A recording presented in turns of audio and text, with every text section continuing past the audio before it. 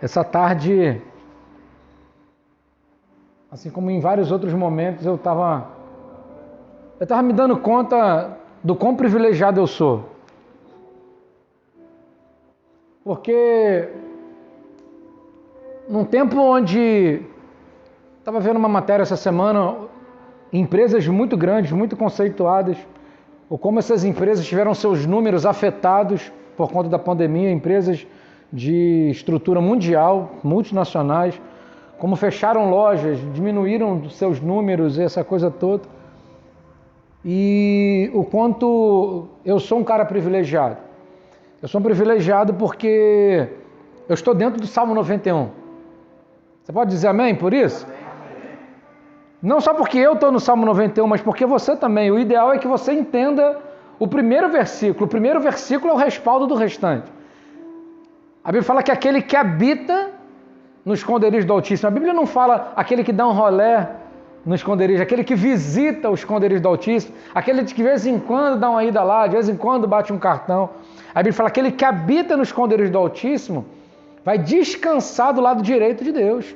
A destra do Onipotente descansará. Aí vem uma penca, um pacote de grandes promessas incríveis, inclusive aquela que é conhecida pra caramba, né? Que 1000 cairão ao meu lado, 10.000 à minha direita, eu não vou ser atingido, e acontece um monte de coisa, e fala, nenhum mal me sucederá, nem praga alguma vai chegar na minha tenda. E querido, que desde que veio a notícia de uma pandemia, desde que começou a ser estabelecido isso para nós aqui no Brasil, lá em março, quando estava para fechar o comércio, que tinha aquela ameaça, aquela coisa de, né, do negócio ser muito, muito, muito pior, né, do que a gente imaginava, eu reuni a minha família, querido, na minha casa e falei assim, aqui em casa, ninguém vai pegar essa doença.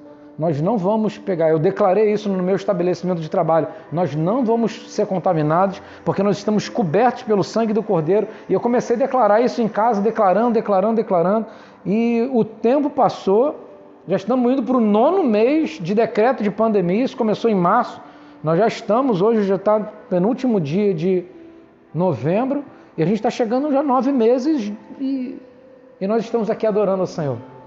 Eu sou um cara muito privilegiado, querido, porque quando hoje eu estava dando uma viajada assim, agradecendo ao Senhor, intercedendo pelo culto de hoje à noite, eu estava me dando conta de quanta gente boa está perto de mim. E eu já decidi há um tempo atrás, querido, parar de insistir, vê se você entende, cada um de vocês são muito importantes para mim e para o Senhor. Só que não dá para eu escolher, deixa eu apontar um aqui. Não dá para eu chegar pro Dudu e falar assim, Dudu, vamos pro culto hoje, Dudu. Dudu, vamos pro culto hoje, Dudu, vamos pro culto hoje. Vai chegar uma hora que eu quero assim, caraca, mano, para. Pô, dá um tempo, já pensou? Eu chegar para outro, Gabi, vem pro culto hoje, vamos pro culto hoje, Gabi. Ou então chegar no sábado, gastar aquele tempo, investir aquele tempo, tipo assim, vou mandar igual antigamente, mandava aquela mala direta, né? Que recebia 1000 e-mail, aí as empresas de e-mail desenvolveram uma forma de identificar como spam. Aquelas listas, aquela coisa toda. Aí você já imaginou, no sábado, eu parar a minha vida e falar assim, vou convidar. Eu convido durante a semana, a gente apresenta, né? Mas se eu não contar com o Espírito Santo para trazer você para cá, eu vou me tornar um cara chato. Eu falei assim, Deus, eu sei que eu vou estar no meio de pessoas muito maravilhosas hoje à noite. E olha o que está acontecendo. Dá uma olhada para essa pessoa maravilhosa que está do seu lado aí, dá? Dá uma olhada aí, essa pessoa maravilhosa do seu lado aí, hein?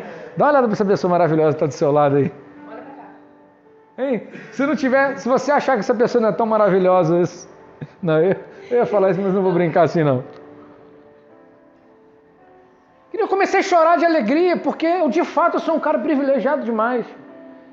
E eu chorei de alegria mesmo, de gratidão ao Senhor, não por estarmos vencendo a pandemia, por estarmos trabalhando, estarmos evangelizando. E eu me dei conta de uma coisa, que Deus me privilegiou com uma coisa que muita gente ou não tem, ou não sabe que tem, ou ainda não desenvolveu, que é a facilidade para falar. Eu falo para uma pessoa, eu falo para 10, eu falo para 100, eu falo para 1000, eu falo para quantos tiver que falar, irmão, sem dificuldade, sem problema. Isso é um privilégio. Existem 2 medos, eu não sei se você sabe quais são os 2 piores medos que as pessoas têm, que o ser humano tem. Primeiro medo é o da morte, é o medo de morrer. O segundo maior medo é de falar em público. Vocês sabiam disso? O segundo maior medo é de falar em público. Na verdade, as pessoas não sabem, elas não têm medo de falar em público, elas têm medo de errar em público. E elas tremem na base por causa disso. E eu não tenho esse medo, eu sou um privilegiado. E além do privilégio de falar em público, que eu já tinha antes de ser pregador do Evangelho, que desde criança eu sempre tive essa facilidade, aquelas apresentações de trabalho de escola, aquelas apresentações de igreja, aquela coisa toda, sempre eu tive muita facilidade para isso. Eu tenho um privilégio, que é de ser um propagador das boas novas, um privilégio de ser um propagador do Evangelho. Olha que coisa maravilhosa para mim, querido. Eu tenho um privilégio. Deus apontou para mim, Deus olhou para mim e falou assim: você vai ser um propagador das boas novas, você vai ser um cara que vai levar as boas novas às pessoas, você vai pregar o meu Evangelho, você vai pregar as minhas notícias, vai dizer que eu estou voltando, você vai dizer que eu vim para salvar, para perdoar, para apagar o passado, eu ressuscitei, mas além disso você vai também pregar para as pessoas que eu estou voltando. Você pode dizer amém que Jesus está voltando, querido? E de fato é um privilégio a gente se dar conta de que Jesus está voltando, porque quando você está alinhado com Jesus, eu vou falar sobre isso hoje, quando você está alinhado com Jesus, isso não é um problema. Se está tudo bem, se você está alinhado com o Senhor, se você está na bênção, se você está tranquilo, se você está com a tua vida em dia, está com a tua casa, com o teu coração em ordem, isso não é um problema. Porém, se você fizer uma análise, e meu propósito essa noite é exatamente trazer despertamento para essa última hora, e Jesus está voltando mesmo. O meu propósito é que nessa noite, e você que está ouvindo essa palavra também através da tecnologia aí, do YouTube, onde você estiver ouvindo, é dia de despertar. A gente fala assim: como está a tua vida hoje? Pá, se fosse agora? Vai ser como num piscar de olhos, irmão. Como num piscar de olhos, vai ser rápido demais. Jesus veio, buscou a igreja dele, buscou o escolhido, buscou a galera que estava em aliança. Quem não estava vai entrar em desespero, porque principalmente, querido, quem não conhecia o Evangelho vai ficar sabendo que as pessoas vão falar. O que aconteceu? E aí quem foi evangelizado, não aceitou a palavra e não subiu, vai explicar o que está acontecendo. As pessoas vão entrar em desespero porque não subiram. Mas a questão é, e se fosse agora, e se fosse com você? E o relógio está contando, querido. E o relógio está contando, e o tema da mensagem de hoje é tic-tac. O relógio está fazendo som. Tic-tac. O relógio continua contando. Tic-tac. Tic-tac. Tic-tac. Tic-tac. Tic-tac. Porque Jesus, ele disse que ele viria logo. O apóstolo Pedro, ele já estava feliz da vida porque ele estava contando que Jesus já voltasse logo. Aí alguém pode falar assim: mas pastor, os caras há 2000 anos atrás, eles já estavam dizendo que Jesus estava voltando e Jesus não veio ainda, então não dá para a gente ficar tranquilo? Será que dá para ficar tranquilo mesmo? Porque se há 2000 anos ele já estava vindo e não veio, e hoje não está mais perto? E hoje não está mais perto? Mas pastor, eu estou novo ainda, não estou nova ainda, está tudo bem, está tudo tranquilo, está favorável. Assim a musiquinha, né? Está tranquilo, está favorável. Será que está tranquilo mesmo? E será que está favorável mesmo?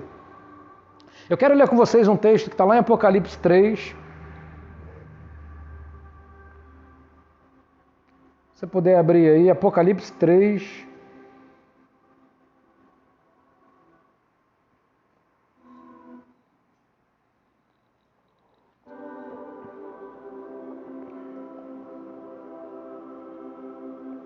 Só alguns versículos. A gente vai ler do 7 até o 13.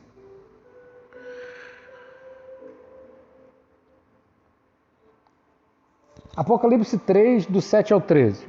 Diz assim: sexta carta à igreja de Filadélfia. E ao anjo da igreja que está em Filadélfia escreve: isso diz o que é o santo, o que é verdadeiro, o que tem a chave de Davi, o que abre ninguém fecha, e fecha ninguém abre.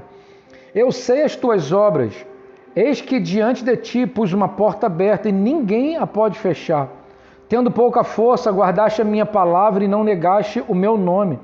Eis que eu farei aos da sinagoga de Satanás, aos que se dizem judeus e não são, mas mentem. Eis que eu farei que venham e adorem prostrado aos seus pés e saibam que eu te amo. Como guardaste a minha paciência, como guardaste a palavra da minha paciência, também eu te guardarei da hora da tentação que há de vir sobre todo o mundo, para tentar os que habitam na terra. Eis que veio sem demora. Eu quero repetir isso. Eis que venho sem demora. Guarda o que tens, para que ninguém tome a sua coroa. Eu queria que você multiplicasse a sua atenção no verso 11. Eis que venho sem demora. Guarda o que tens, para que ninguém tome a sua coroa. A quem vencer, eu farei coluna no templo do meu Deus, e dele nunca sairá. E escreverei sobre ele o nome do meu Deus e o nome da cidade do meu Deus, a Nova Jerusalém, que desce do céu, do meu Deus, e também o meu novo nome.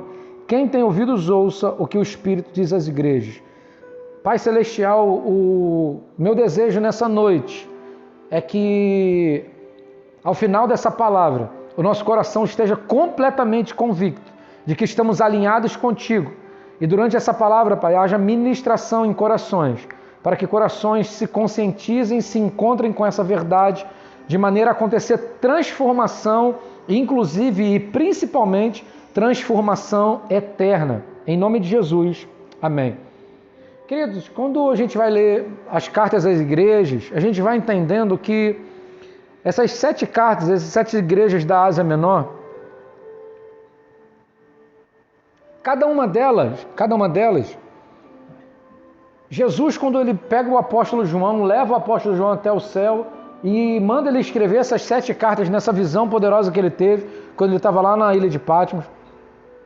Quando ele dá as instruções, quando você vai estudando essas instruções, você vai vendo que esses comportamentos, os aprovados e os reprovados, que as igrejas da Ásia Menor elas estavam tendo, as igrejas que foram estabelecidas naquele tempo, elas estavam tendo, são exatamente os mesmos comportamentos que a igreja está tendo hoje, os bons e os maus. Exatamente as coisas que aconteciam naquela época também acontecem hoje. Se você for olhar no começo do capítulo 3, você vai perceber que quando Deus estava falando com a igreja de Sardes, ele fala assim: eu estou vendo vocês. Vocês parecem que vocês têm fama de estarem vivos, mas eles estão mortos. Parece que está vivo. Quando você vai vendo hoje também, parece que a pessoa está viva na igreja, está dando aleluia, está fazendo alguma coisa, está envolvido com o ministério, está ouvindo com... Opa, peraí, quase que rolou uma língua estranha. Está envolvido com muita coisa, mas por dentro está morto. Existencialmente está morto, espiritualmente está morto, em suas emoções a pessoa está morta. Mas quando chega nessa igreja de Filadélfia, foi muito especial, porque Deus, ele supervalorizou o comportamento dessa igreja, porque estava sendo perseverante, mesmo não tendo tantas condições. Falou assim: você está sendo perseverante, você está guardando aquilo que eu disse, você está guardando a minha palavra. Então eu quero te falar uma coisa, igreja de Filadélfia. Eu quero te falar uma coisa, igreja de São Mateus no Espírito Santo. Eu quero te falar uma coisa, igreja que está na internet. Eu quero falar uma coisa, igreja que está ouvindo essa palavra onde estiver. Guarda o que você tem, para que ninguém roube a sua coroa. E qual é a coisa mais valiosa que nós temos nessa vida, querido? Qual é a coisa mais valiosa que eu e você podemos ter? A notícia da salvação. A coisa mais valiosa que a gente pode ter, cara, é a informação que existe um Deus no céu, que enviou seu Filho amado, seu único Filho, para morrer em nosso lugar, para nos salvar, nos perdoar. Não suficiente, não apenas morreu, mas ele venceu a morte, ressuscitando ao 3º dia, para que a gente também pudesse também vencer a morte, e estarmos também junto com ele na eternidade. Apagou o nosso passado, perdoou o nosso pecado, tirou tudo aquilo que era escrita de dívida, toda a nossa dívida, toda a cédula da nossa dívida, como diz em Colossenses, tudo que estava escrito a meu respeito, a seu respeito, ele encravou na cruz, envergonhou todos os demônios, todos os principados. O diabo foi envergonhado, foi ridicularizado publicamente, e agora, porque eu estou conectado com essa verdade, eu agora tenho acesso à salvação, a perdão dos meus pecados e a subir com ele para a glória no grande dia. Você pode dizer amém por isso? A maior notícia, a coisa mais valiosa, a coisa mais poderosa que a gente pode ter é essa notícia, a notícia da salvação, o evangelho da salvação. E entre algumas coisas que Jesus veio fazer na terra, ele veio pregar dois tipos de evangelho diferentes. Ele veio pregar o evangelho, primeiro, da salvação, que é o evangelho para perdão dos pecados. Aquele que estava perdido em seus pecados, poder ter acesso a essa salvação, não morrer na condição de pecado, ter acesso a esse grande livramento, a redenção, a justiça de Deus. Eu sugiro, eu não vou investir tempo nisso hoje, mas eu sugiro que você estude 2 Coríntios 5, 21, estude sobre a justiça de Deus. Nós somos feitos justiça de Deus e que poder é isso? Sugiro que você estude também do capítulo 1 ao capítulo 4 de Hebreus também, para você entender um pouquinho mais sobre isso. E é incrível, é poderoso quando você entende que nós fomos feitos justiça de Deus, nós fomos completamente purificados de toda a nossa iniquidade, todo o nosso pecado, iniquidade não, todo o nosso pecado, todo o mal que estava escrito a nosso respeito, nós fomos completamente perdoados.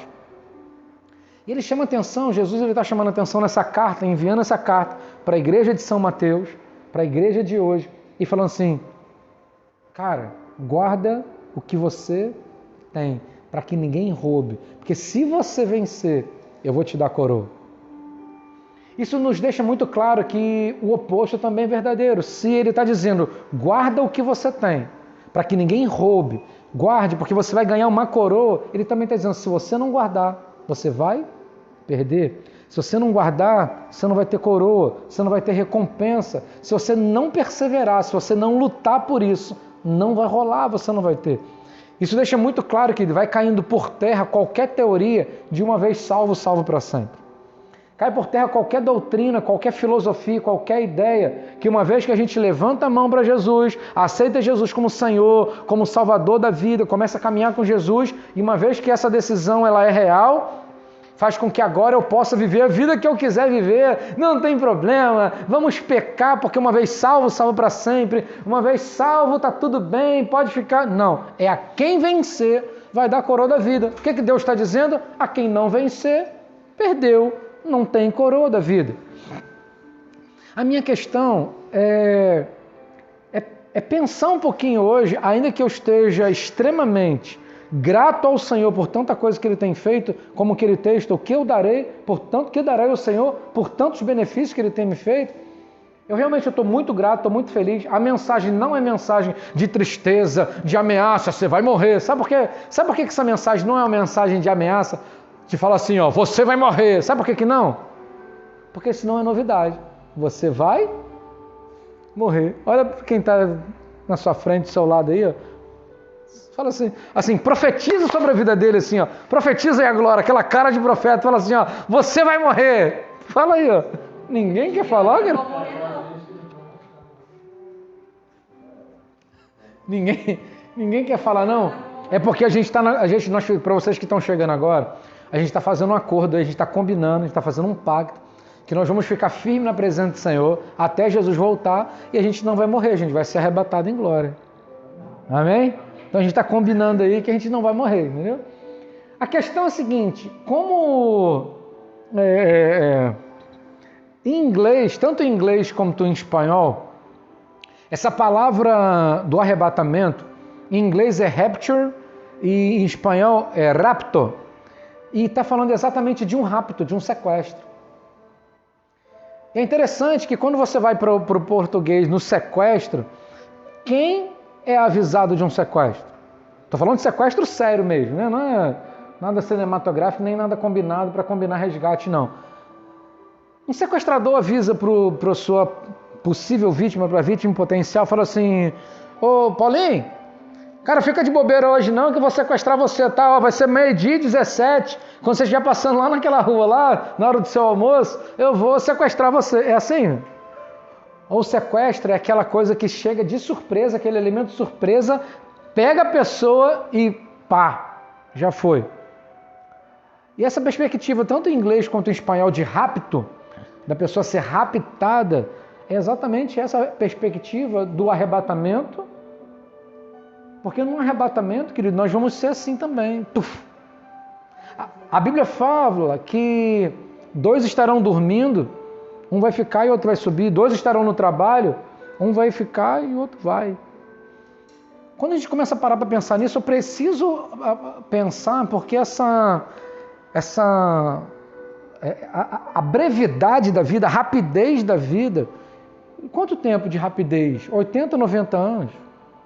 Muito rápido. Não, mas 80, 90 anos é muito demorado, demora muito. Demora muito? 70 anos demora muito? Esses dias, tem hora que eu acho que eu estou ficando nostálgico, cara, mas tem coisa que tem muito valor e eu preciso repetir porque é tudo muito, muito importante. Um tempo atrás eu estava conversando com meu pai e a gente conversando, saiu um assunto e ele lembrou um negócio quando ele tinha 6 anos de idade. Mas isso só tem 66 anos. Ele estava lembrando com a clareza, com a transparência, ele lembrando e contando aquela história, só 66 anos atrás, muito rápido, rapidinho. E essa brevidade da vida faz com que quando a gente se pegue ouvindo palavras como essa, dizendo que eu venho, eu estou vindo. Guarda o que você tem. Eu estou vindo, você persevere e fique firme.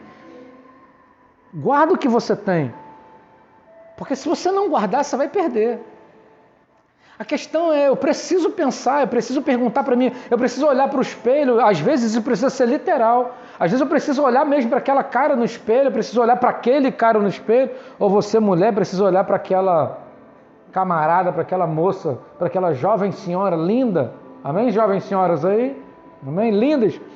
E olhar no espelho e falar assim, cara, o que você está fazendo da sua vida? Você está guardando o que de fato tem valor? Ou você está ocupado demais? Ou você está distraído demais? Você de fato está guardando o que tem valor para que ninguém tome de você, para quando eu voltar, eu poder trocar uma ideia com você e está tudo certo? Ou você está ocupado demais, trabalhando demais, ou estudando demais, ou pensando demais na vida, como o apóstolo Paulo chama de loucura, aquele que só pensa nas coisas dessa vida e não pensa no porvir. Que porvir é esse? É o que está por vir, é o que está depois da morte, é o que vai acontecer. Porque se a gente vai passar mais tempo lá do que aqui, quanto tempo você acha que você vai ficar aqui? 80, 90, 100 anos? Os mais otimistas, 90, 100 anos? E depois? E o porvir? Já que eu e você vamos ficar muito mais tempo lá na eternidade, onde para a contagem do tempo vão passar milhões e milhões de anos, seja na eternidade de glória, ou seja na eternidade de sofrimento, aonde o bicho come a carne não se consome, lugar de sofrimento, de ranger de dente, de tristeza, lugar de crise, de problema, lugar de condenação para o diabo, seus anjos e para a galera que fechar com ele. Será que a gente não precisa dar um pouco mais de atenção para onde a gente vai passar um pouco mais de tempo? Um pouco não, muito mais de tempo. Ou será que a gente não está ocupado demais com Free Fire, com trabalho, com futebol, com jiu-jitsu, e tem que trabalhar, e tem que pagar conta? Aquele ciclo que eu já falei com vocês do comedor de feijão e pagador de boleto. Comedor de feijão, pagador de boleto. Comedor de feijão, porque tem que comer e tem que trabalhar, né? Aí quando trabalha, começa a ganhar mais um pouquinho, então agora pode trocar a televisão, que era muito pequena, 42 polegadas, agora para uma de 55, 60, aí tem mais o boleto da televisão agora. Mas o celular tem que ser melhor, porque agora eu sou filho do rei merece o melhor, eita glória! Aí vira o ciclo do comedor de feijão, pagador de boleto, Se eu vou passar tão mais tempo lá na eternidade, será que não é necessário que eu pense como vai minha vida hoje? Para ver que conclusão que eu estou tomando, que decisões eu tenho tomado e que isso vai me resultar na eternidade? Aonde que eu estou gastando meu tempo mesmo?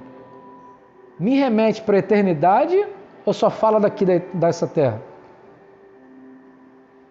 Eu só estou trabalhando, eu só estou estudando, ou eu estou fazendo coisas lá no ambiente do trabalho, mas que remetem para a eternidade de glória. Quando eu falar eternidade, eu quero falar eternidade de glória, porque eu já não estou contando mais mesmo, não tem essa possibilidade de eternidade de sofrimento para a nossa vida, amém?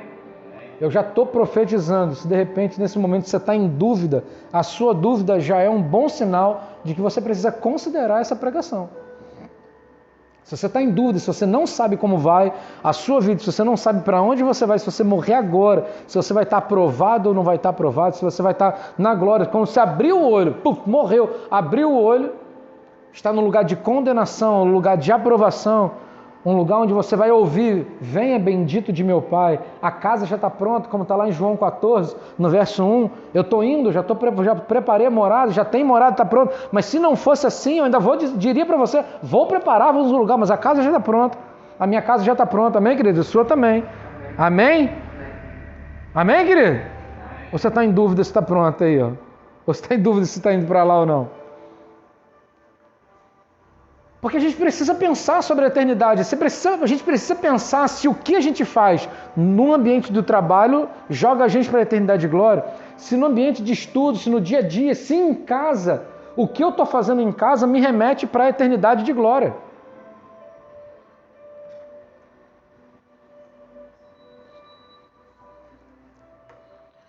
Porque se eu não me preocupar com isso, corrigindo, porque eu tenho me corrigido sobre isso. Eu não preciso me preocupar. Preocupação é ocupação antes da hora. Eu preciso me importar, eu preciso tornar esse assunto relevante para mim.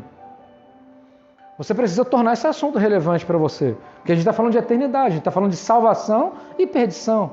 E o relógio está tic-tac, tic-tac, tic-tac, tic-tac, tic-tac. E o que eu faço aqui agora, enquanto o tic-tac está rolando, está me credenciando ou não para a eternidade de glória. O que eu faço com as minhas emoções, porque ele está falando para eu guardar o que eu tenho. E quando a gente esse versículo tem um pedaço dele que parece muito com Provérbios 4, 23.